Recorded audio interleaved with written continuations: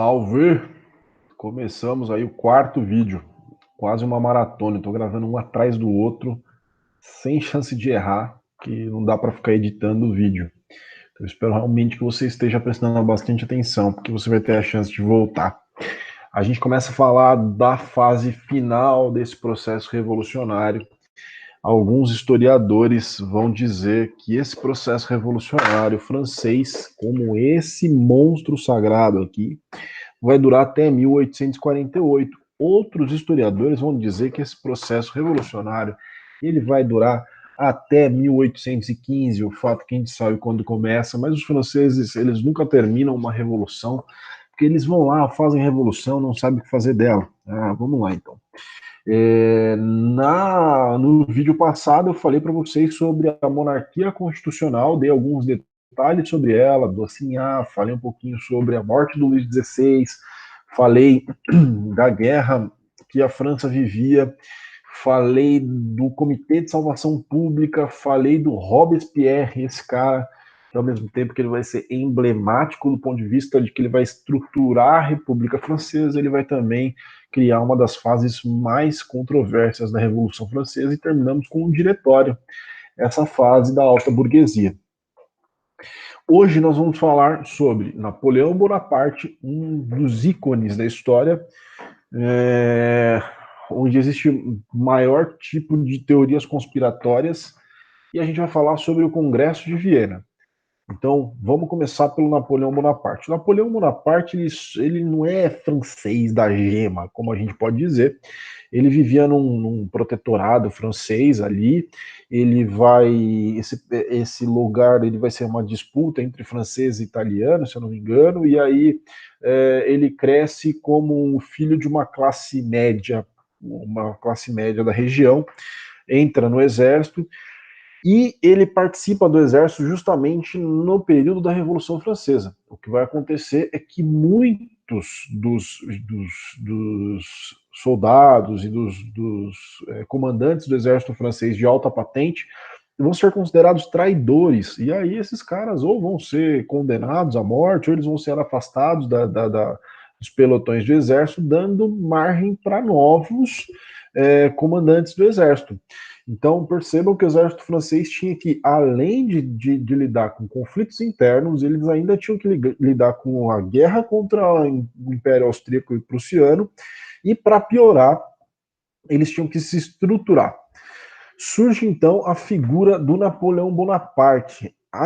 Na concepção dos franceses, nesse período final do 18, não era só mais a Áustria que era o problema, mas começam a juntar alguns países do antigo regime que começam a olhar para a Revolução Francesa como um perigo muito grande e começam a perceber o seguinte: se as burguesias do mundo europeu começassem a ver a Revolução Francesa como exemplo, eles talvez iniciariam um processo sem volta, que foi o caso que vai acontecer naturalmente. E eu acho que a última parte desse processo vai ser a Primeira Guerra Mundial. Se você quiser, aqui no canal tem um vídeo sobre a Primeira Guerra Mundial que tá, ó, bacaninha, bacana, muito legal. Não é pouca bosta para você ver, tá bom? Então, vai lá e assiste se você tiver dúvida para entender como é que esse processo se conclui na Europa. Bom, depois de várias vitórias e derrotas contra os exércitos absolutistas, principalmente da Grã-Bretanha, a região da Itália, a região do Egito, nem sempre ele vencia, mas ele era um cara de fato com algumas estratégias um pouco mais avançadas para o seu período. Ele vai ser convidado a fazer parte do governo francês. Não sei se vocês lembram da aula passada, assiste a aula 3, é bem curtinha, tá de boa. Na aula passada eu falei que a população, durante o diretório, achava que precisava de ter um salvador, alguma coisa do tipo. E era a figura do Napoleão que começava a surgir aí como alguém que poderia garantir a ordem, a paz e o poder para a França. Então, ele e outros senhores desse processo, eles articulam o chamado golpe de 18 Brumário. Eu já expliquei o porquê desses meses e tal no vídeo 3, vale a pena você assistir. Então, eles estabelecem o que a gente chama de consulado. Então, existiam três governantes, e um desses três era o Napoleão Bonaparte. Napoleão Bonaparte, que vai ser visto como um grande herói, aquele cara que vai organizar as tropas, né? Enfim, ele vai ser uma figura mítica de união do povo contra a corrupção da alta burguesia, contra os traidores, né? Muito parecido do que a gente está vendo hoje em alguns países aí da América Latina, né? Bom, com as principais medidas do Napoleão Bonaparte vão ser extremamente importantes para a estruturação e são contraditórias também.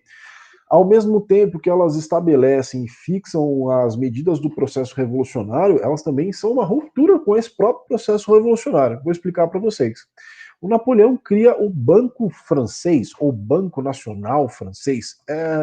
A ideia era garantir empréstimos e a circulação de riqueza no país. Então, com o Banco Francês, ele vai conseguir desenvolver a economia do país. Ele vai reatar relações com a Igreja Católica. Então, perceba que ao mesmo tempo que ele vai tentar, sei lá, expandir a ideia de renda, ele vai reatar com um dos algozes da França durante anos e séculos, né, que é a Igreja Católica. Ele vai estabelecer a educação obrigatória. Ele cria inclusive o Liceu da França, o Liceu de Paris. A educação na França vai ser, no próximo século, no século XIX, vai ser a École de France, né, que vai ser a escola francesa mais gabaritada, enfim, é um dos centros mais importantes das ciências humanas, até hoje, né, você for ver grandes pensadores como Bourdieu, o Foucault vão estudar nessa escola e eles têm uma ideia de trazer novas cabeças para pensar ali. Essa ideia de educação, né, francesa, que vai ser discutida pelo Certeau, entre outros pensadores franceses extremamente importantes para a nossa concepção, por exemplo, de filosofia, de política, etc., vai surgir dessa concepção napoleônica de educação obrigatória. Investimentos em obras públicas. Eu coloquei aí para vocês uma imagem muito conhecida da França, talvez meio ofuscada pela Catedral de Notre Dame ou pela Torre Eiffel, mas é o Arco do Triunfo, né? O Arco do Triunfo, ele manda criar esse arco gigantesco aqui, porque quando ele voltasse das batalhas e das vitórias, ele passaria pelo arco e as pessoas iriam para as ruas para louvar o exército francês como uma instituição realmente que representasse o povo francês de maneira mais fidedigna. Outra coisa que ele vai fazer é o Código Civil Napoleônico. Perceba, a França viveu tantos anos sem nenhuma constituição e aí, num período de menos de 15 anos, eles fazem 3, 4 constituições. O Código Civil Napoleônico é a base, inclusive, para muitas legislações do mundo todo. O Código Civil Napoleônico é de 1804. No ano de 1803, o Napoleão ele sofre com um negócio chamado de bloqueio continental.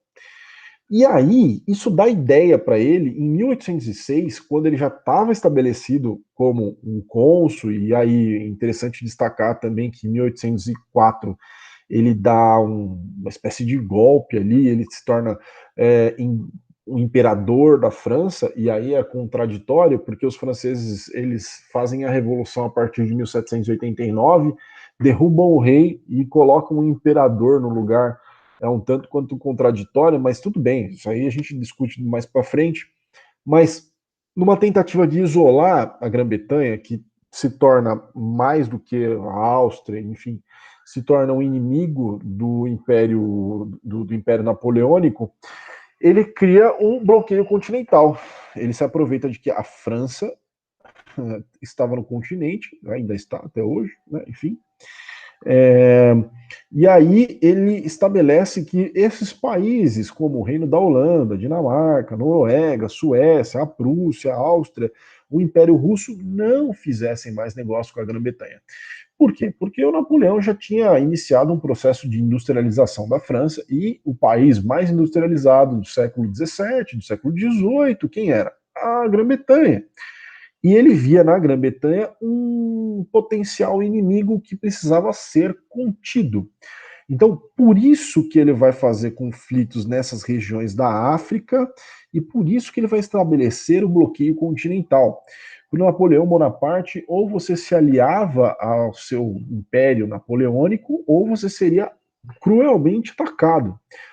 Como consequência desse processo, ele vai invadir a Península Ibérica, que é essa região aqui gigantesca, né, se for comparado às outras regiões da Europa. A Península Ibérica tem quase o mesmo território da França. E para invadir a Península Ibérica, ele faz um acordo, por exemplo, com o rei da Espanha, que ele não cumpre. Quando ele chega na Espanha, ele toma o trono e bota um familiar seu. Napoleão era meio despótico, tá? Sempre que ele dominava uma região, ele colocava um parente para coordenar aquela região. Ele tenta negociar com o rei de Portugal. Na verdade, não existia um rei em Portugal, era a rainha, mas o marido dela tinha morrido, o filho assume como interino, porque ela não tinha sanidade mental, era considerada Maria Louca. Na época era o Dom João VI, príncipe regente do trono português.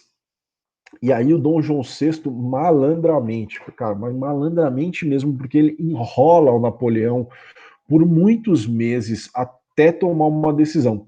E a decisão dele seria duas: ou ele enfrentaria o Napoleão, o que seria um erro fatal, ou ele iria para a maior colônia que Portugal tinha, que era nada mais, nada menos do que aqui a terra dos papagaios, a terra do carnaval, do samba e outras coisas mais que naquela época não existiam, mas o Brasil. E aí ele vem para o Brasil, sai de lá da Europa em 1807, chega aqui em 1808, abre aqui o mercado e começa um processo que a gente vai ver terminar em 1822. Talvez a gente faça um vídeo sobre isso, mas bem mais para frente. Fiquem calmos aí. Essa invasão da Península Ibérica vai criar na América um efeito colateral que já tinha iniciado com todo o processo de Revolução Francesa, etc., mas vai acelerar o processo de independência das colônias espanholas aqui. Então, países como Argentina, Chile, Uruguai, Paraguai, Bolívia, a Gran Colômbia, né? Aí você pode contar Colômbia, Equador, Venezuela, esses países eles começam a conquistar a sua independência em lutas contra a coroa, que não tinha mais como articular, porque o Napoleão tinha invadido essas regiões. É engraçado que, apesar do Napoleão, apesar desses caras fazerem negócios com a Grã-Bretanha, porque a Grã-Bretanha estava proibida de fazer negócio aqui, os exércitos napoleônicos dominavam todo o continente europeu, então a Grã-Bretanha passa a fazer do outro lado do Atlântico, negócio com a galera do outro lado do Atlântico. Esses caras faziam negócio com a Inglaterra, mas eles se inspiravam no Napoleão. Simão Bolívar, por exemplo, aquela figura que a esquerda brasileira se apossou da memória póstuma dele, mas que na verdade era um caudilho. O Simão Bolívar, por exemplo, ele tem uma figura, um quadro emblemático muito parecido com esse quadro aqui do Napoleão Bonaparte. Depois do vídeo, dá um Google aí, vocês vão achar a figura do Simão Bolívar. Bom, o Napoleão ele comete um erro fatal, assim, fatal na história. Eu vou até tomar uma água aqui porque agora o bicho pega. Qual que é o erro fatal do Napoleão Bonaparte, cara? Presta atenção, por favor, nesse ponto. Um dia na vida de vocês, se caso vocês se tornarem presidentes da República, eu acredito que vocês podem se tornar presidentes, presidentas, como vocês quiserem. Isso pode ser, tipo, aquela filosofia da Xuxa, né? Tudo que quiser, o cara lá de cima pode dar, enfim, pensem nisso. E houver uma guerra, uma pandemia mundial, façam o que vocês quiserem. Se vocês quiserem falar que a Terra é plana, vocês falem. Se vocês quiserem falar que vacina não cura, falem. Se vocês quiserem falar que uma gripezinha, pode falar, se você quiser, mas não cometa um erro histórico fatal. Qual é o pior erro de um governante de toda a sua história? É tentar invadir a Rússia. Não façam isso, deixem os russos lá. Os russos, eles são os mais próximos possíveis ali do impossível de se atacar. O russo bebe vodka na mamadeira agora, na gripe de coronavírus, o cara lá da Bielorrússia, que é colado ali, o cara pegou e falou assim, olha, você tem que tomar banho de sauna e vodka, 50 ml por dia, e você não pega o corona. Enfim, já estão fazendo carreata para ir para lá. Mas tudo bem. É um erro histórico, né? Então, em 1812, o Napoleão resolve invadir o território russo. Por quê? Porque o Napoleão mandava cartas para os territórios europeus, para os reinos, e ele falava assim: olha, ou você para, com aquela classe finesa dos franceses, ou você para de negociar com a Inglaterra, ou a gente vai invadir o seu país. E o que, que vai acontecer? Ele resolve invadir a Rússia, na sanidade mental dele, ele resolve invadir a Rússia. Os russos eram extremamente dependentes dos produtos da Inglaterra. A gente está falando de um império russo que é fechado há 300 anos. Ninguém sabe mais ou menos quem são os czares, etc. Você tem uma noção? O imperador russo era chamado de czar. Czar é uma adaptação da palavra César. César é da Idade Antiga, lá atrás do Império Romano. Os caras viviam ainda na Idade Antiga. São 200 povos misturados, eslavos, escandinavos, né, mongóis, que é uma mistura que ninguém entende muito bem. Até hoje o negócio é uma caixinha de Pandora ali, ninguém consegue entender o que é a Rússia direito, de fato.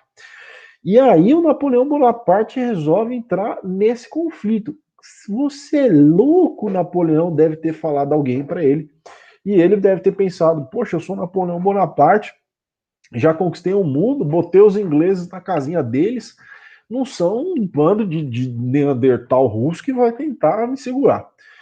Mas não é bem isso que acontece. Os russos resolvem fazer uma tática chamada Terra Devastada. Essa tática que eles vão utilizar de Terra Devastada, ela juntava duas coisas. Primeiro, conhecimento geográfico. Segundo, a destruição total dos seus territórios. A história diz que eles envenenavam ali a água, né? A água potável, os rios, eles queimavam as plantações e as casas e eles simplesmente saíam, deixavam tudo para trás. Eu acho que eles brincavam de roleta russa e aí a vodka subia a cabeça, fazia uma festa um pouco mais à russa e não dava mais tempo de apagar a fogueira e tinha que fugir. O fato é que o Napoleão encontra um território totalmente devastado e encontra o primeiro inimigo de fato que poderia frear os exércitos potentes dele. Essa é a grande primeira derrota.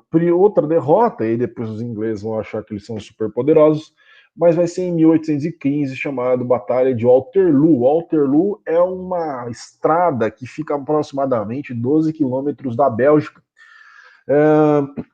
O Napoleão pega o primeiro exército francês, que ele era o chefe ali, olha só, enfadonho aqui, cansado, Napoleão já, e aí ele pega o primeiro exército francês, vai para a batalha, chega lá no campo de batalha, ele viu que tinha chovido, nevado, alguma coisa do tipo, o campo de batalha estava parecendo uma várzea cheia de buracos e tal, e aí ele segura um pouquinho para começar a batalha. Essa decisão foi um pouco errada. Por quê?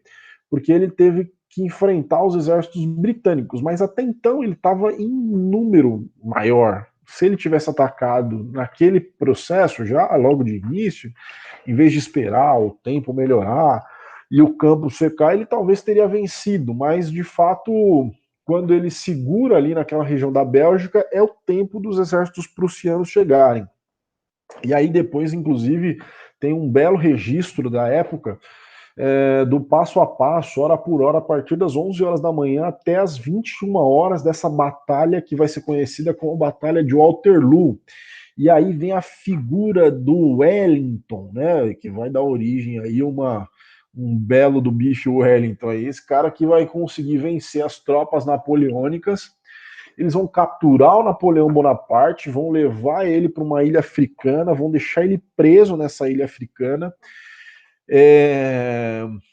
E aí o Napoleão ainda tenta fazer um retorno, um governo de 100 dias, depois ele é derrotado novamente e tal.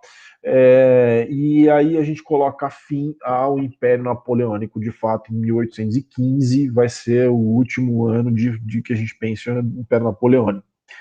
A partir daí, a gente precisa resolver o problema de que o Napoleão tinha feito, porque o Napoleão tinha mexido em todo o tabuleiro geopolítico da Europa. E aí, como é que você resolve esse problema?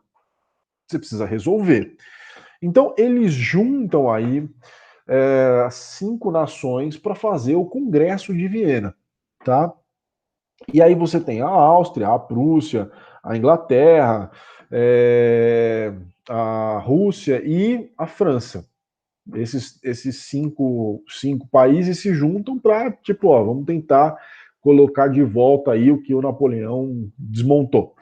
A primeira coisa que eles fazem é reconstruir o trono, a monarquia francesa, dando ao trono o Luís XVIII. Aí você vai pensar, oh, mas quem foi decapitado foi o Luís XVI e o XVII. Pesquisa, isso aqui eu vou deixar como liçãozinha para vocês. Quem assume o trono é o Luís XVIII e ele passa a ser, a França volta a ser uma monarquia. A França, obviamente, vai perder todos os territórios que eles tinham conquistado com Napoleão Bonaparte. Ela vai ser obrigada a pagar a indenização para esses países aqui vencedores, tá? E os, os territórios franceses vão ser divididos entre Prússia, Áustria e Rússia, os territórios franceses fora da Europa, né? E eles vão decidir por uma opção ali de reintegração dinástica. Então, o que eles vão pegar? Eles vão pegar as casas dinásticas anteriores a 1789 e vão tentar reintegrar essas casas nos seus territórios. E aí eles vão mexer com regiões da Itália, regiões ali da Bélgica, enfim.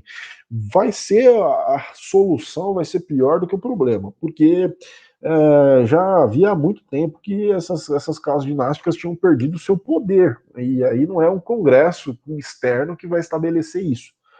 No final desse congresso de Viena, surge a chamada Santa Aliança, que vai ser formada por Rússia, Prússia e Áustria. A Santa Aliança talvez seria uma aliança militar gigantesca do leste europeu, uma das maiores da história, mas ela não dá muito certo, né? A Santa Aliança ela vai ser finalizada ali poucos anos depois da sua criação. Você tem problemas seríssimos, por quê? Porque começam a partir daí revoltas liberais em toda a Europa, que vão culminar em 1848, com a Primavera dos Povos, né? Em Portugal vai ser pioneiro nesse processo. Você vai ter a Revolta Liberal do Porto em 1820, 21, se eu não me engano, forçando Dom João VI, que já então coroado como imperador de Portugal, Brasil, Algarves, a voltar para Portugal. Em 1822 você tem a independência do Brasil, você vai ter uma série de processos de questões políticas, inclusive na própria França, com processos revolucionários, depois dessa questão de Napoleão. A segunda metade do século XVIII vai ser mais conturbada ainda com a Guerra Franco-Prussiana, com a Guerra de Unificação da Itália e outros conflitos que vão surgir dentro desse contexto. Então, para a gente finalizar, vale lembrar que a Revolução Francesa vai ser um marco histórico, né? Ela marca o início de uma nova era, né? Ela marca o início de uma nova concepção de mundo, ela marca o surgimento da burguesia como uma classe de fato revolucionária, rompendo ali, vai ser a primeira fissura dos estados absolutistas, uma fissura que não vai ser corrigida com o tempo e que vai culminar na destruição desses estados absolutistas mesmo, a queda de todos eles depois de 1814, na Primeira Guerra Mundial.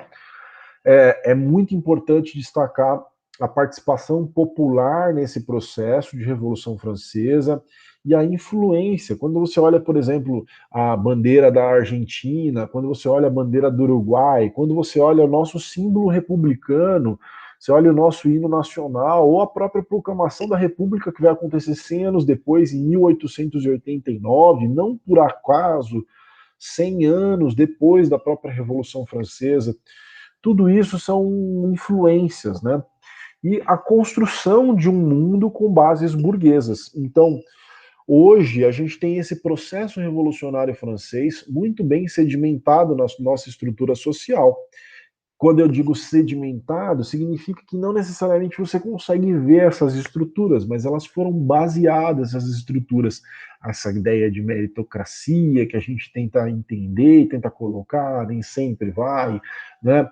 Então a gente começa a ver que essa revolução ela demorou ali 300 anos para ela acontecer de fato. Ela explode na França, mas ela se espalha muito rapidamente por todo o continente europeu. No continente americano, como era um continente que estava florescendo, as repúblicas elas decidem esse modelo também, um modelo iluminista, republicano, talvez muito dependente ainda da Grã-Bretanha. Nos Estados Unidos isso vai ser muito, muito visível, essa influência, e esse, com certeza, é um dos marcos mais importantes da história mundial. Tá? Vale a pena depois vocês derem uma olhada na bibliografia. Eu coloquei em todos os vídeos as bibliografias, eu separei em duas, mas nesse quarto vídeo eu vou colocar todas. E vale a pena, se você quiser estudar mais a fundo, saber mais do que o que eu estou falando aqui, que foi muito, muito superficial, é muito bom você dar uma olhada na Era da Revolução, do Hobsbawm. Eu indico essa leitura porque eu acho que é fundamental você se aprofundar na temática e não ficar só no que eu estou falando aqui. Desde já eu agradeço, muito obrigado por vocês assistirem essa sequência de vídeos. Eu espero que isso tenha sido útil para você em todos os aspectos possíveis e que você assista aos próximos vídeos e o que a gente está postando aí. Obrigado, passa álcool em gel e não é só uma gripezinha, fica em casa.